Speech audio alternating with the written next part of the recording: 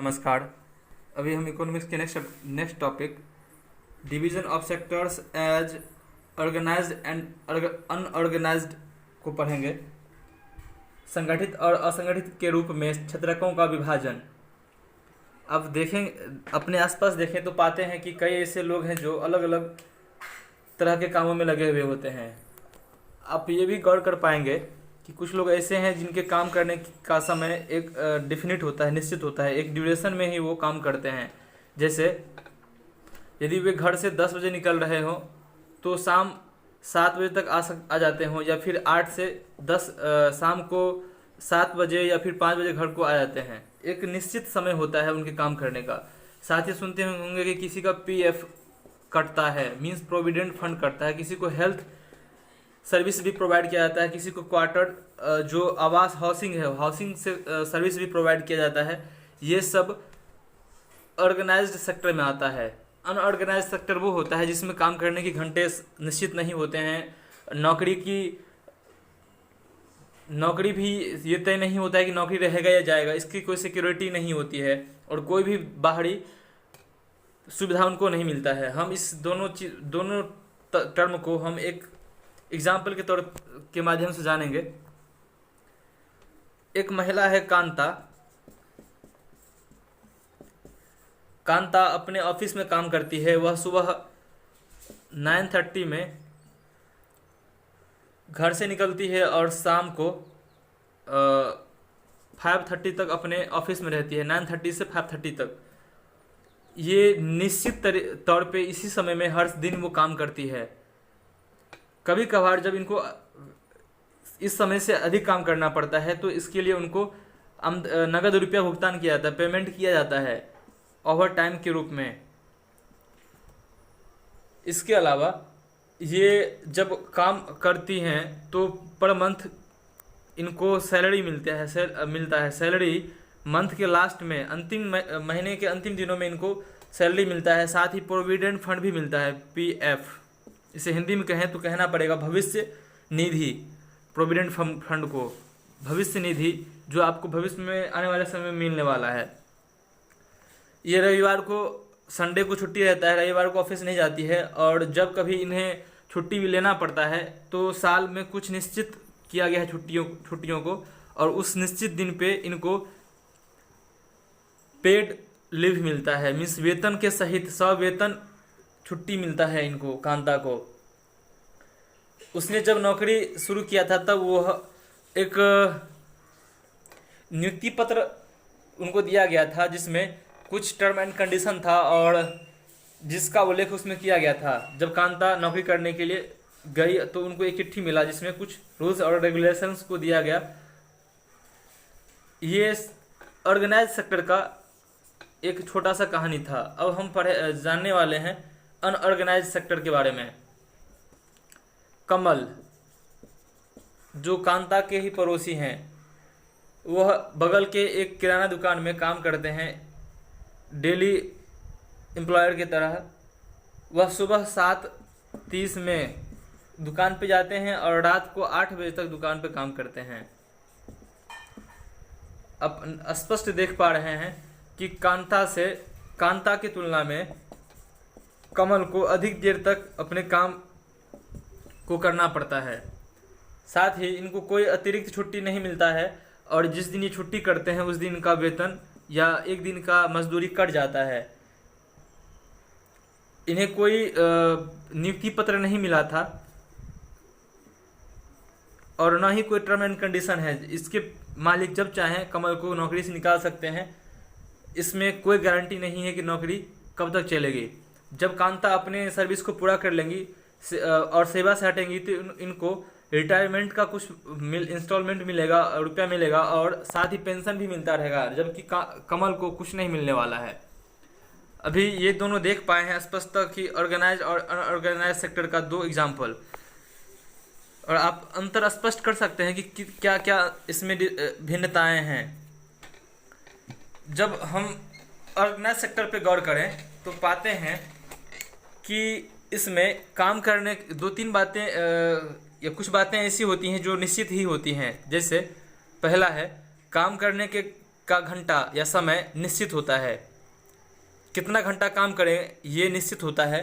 साथ ही कुछ सरकारी रूल्स और रेगुलेशंस होते हैं जो काम करने के वक्त रजिस्टर्ड किया जाता है और एक बॉन्ड बनता है उस समय कि आपको ये सुविधाएं दी जाएंगी और व्यक्ति एग्री होते हैं तो वो काम को करते हैं, उस तरह के कामों में आते हैं।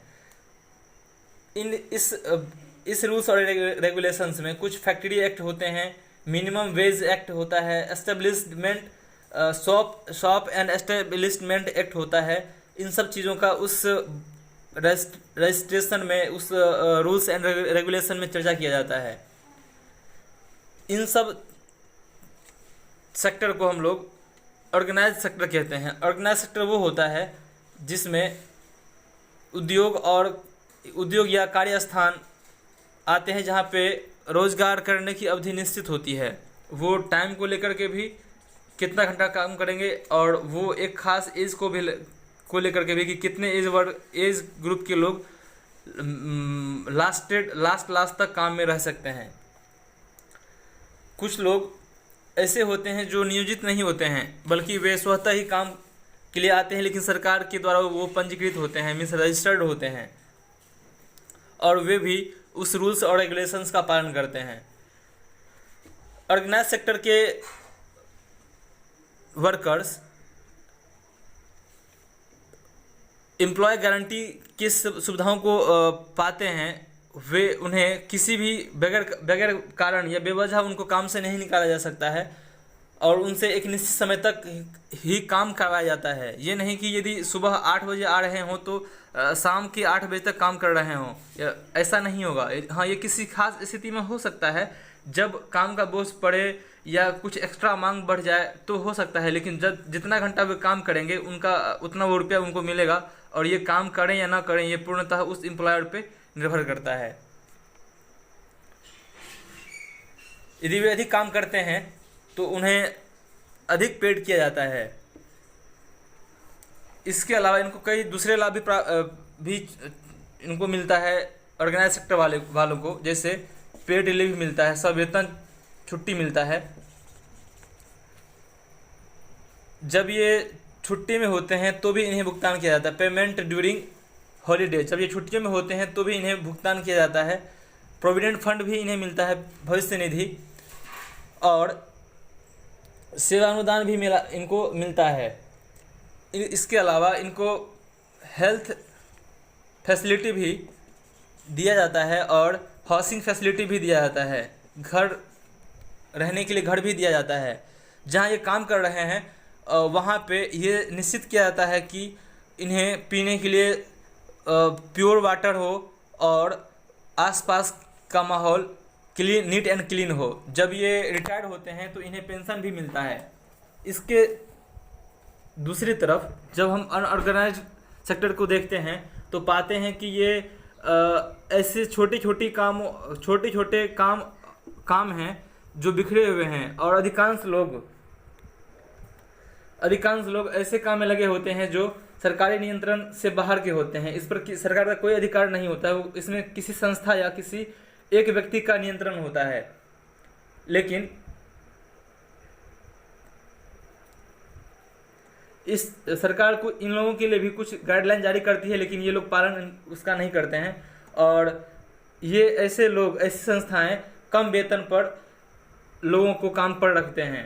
यहाँ एक्स्ट्रा काम के लिए कोई वेतन नहीं मिलता है और ना ही इनको पेड रिलीफ मिलता है, सवेतन छुट्टी नहीं मिलता है। जब किसी दिन ये छुट्टी करते हैं तो इसका पूरा रुपया वो कंपनी या फिर वो व्यक्ति काट लेता है। यदि ये बीमारी के कारण छुट्टी ले रहे हो तो भी इनका पेमेंट करने वाला है और कोई भविष्य निधि या प्रोविडेंट इन्हें नहीं मिलने वाला होता है।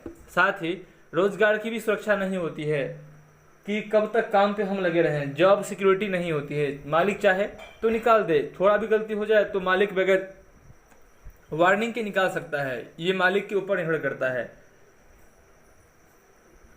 बहुत से ऐसे लोग हैं जो नियोक्ता की पसंद पर निर्भर होते हैं, मतलब जो उन्हें हायर करते हैं, काम पर रखते हैं, उनकी पसंद पर निर्भर करते हैं। यदि काम जो व्यक्ति काम कर रहे हैं उनके काम को यदि उनके मालिक पसंद कर रहे हैं तो वो हैं, और भी कई चीज़ें मैटर करती है, और यदि पसंद नहीं हो तो काम से उन्हें निकाल दिया जाता है। इस सेक्टर में काफ़ी संख्या में लोग अपने अपने छोटे कामों में लगे होते हैं, जैसे कि सड़कों पर कुछ बेचते हैं या कुछ मरम्मत का काम करते हैं, ये सब खुद ही करते हैं। जैसे एक बेकरी वाला, जैसे एक फेरी वाला हो सकता है, एक ठेले वाला हो सकता है, या एक पंक्चर बनाने वाला, ठीक करने वाला हो सकता है, गैराज वाला हो सकता है। ये सब इस छोटे मोटे कामों को करते हैं। कई किसान हैं जो किसान अपने खेतों में काम करते हैं और जरूरत पड़ने पर मजदूरी पर श्रमिक के तौर पे भी एज अ वर्कर वो काम करते हैं आसपास के क्षेत्रों में जाकर के।